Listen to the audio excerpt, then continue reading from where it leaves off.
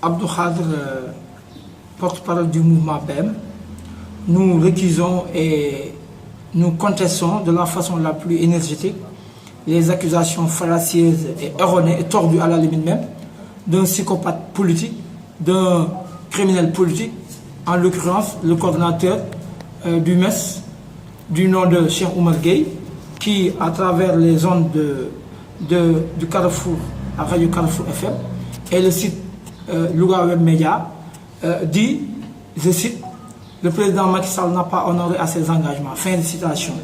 Je crois que de telles accusations sont gravissimes parce qu'elles ne correspondent pas à la réalité.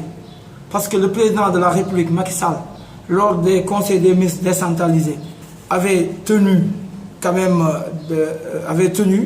et a respecté aussi par la suite ses engagements. Pour preuve, le PUDC vient juste enregistrer des résultats probants dans la région de Louga. Je prends l'exemple du château d'eau et ensuite les forages qui ont été construits au niveau de la commune de Gandé et qui aujourd'hui peuvent effectivement alimenter les populations environnantes. Je prends aussi l'usine de Keur Momar Sarr qui coûte à hauteur des milliards et qui aujourd'hui va régler non seulement les problèmes au niveau de Dakar pour l'eau, parce que l'eau aujourd'hui constitue une ressource vitale pour les populations.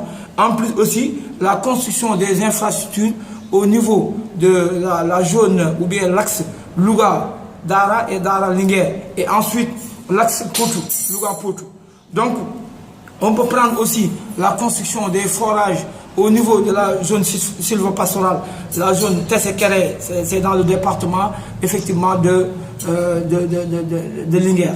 Et ensuite, il y a aujourd'hui la construction de l'université de Guéoul qui dépendra effectivement de l'université de Saint-Louis. C'est un démembrement de l'université de Saint-Louis. Donc aujourd'hui, même avec les populations qui sont dans les coins les plus reculés du Sénégal, surtout au niveau du département de Louga, 30 villages ont été électrifiés par le biais du conseil départemental. La restriction a été faite récemment.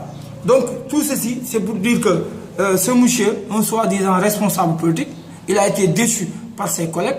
Donc aujourd'hui, il est dans une mauvaise posture.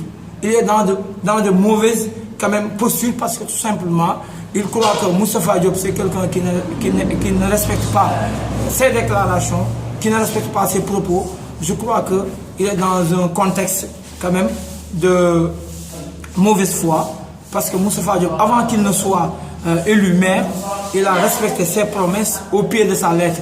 Parce qu'il a non seulement financé les femmes à hauteur de 300 millions, avant qu'il ne soit maire d'ailleurs, il faut préciser ça. Et ensuite, il a essayé d'appuyer les jeunes aujourd'hui avec des financements par le biais de l'ANPEJ. Donc si le monsieur en question, Cheikh Oumar Gueye, dit clairement qu'il faut limoger les ministres en question, je crois que lui-même, il n'a jamais participé à l'élection de Macky Sall, ni à l'élection effectivement de Moustapha Diop. Donc comment quelqu'un qui n'a jamais participé à l'élection d'une personne puisse réclamer sa démission? C'est regrettable. Il ne faut pas que les Sénégalais l'écoutent parce qu'il est quand même un mécontent politique. Il est un criminel politique. Il ne faut pas l'écouter. Moi, je crois que ces genres d'individus, il faut les supprimer dans notre circuit politique parce qu'ils n'ont aucune importance, ils n'ont aucune idée concernant les projets. Et je lui demande tout simplement que l'État ne fonctionne pas de cette façon.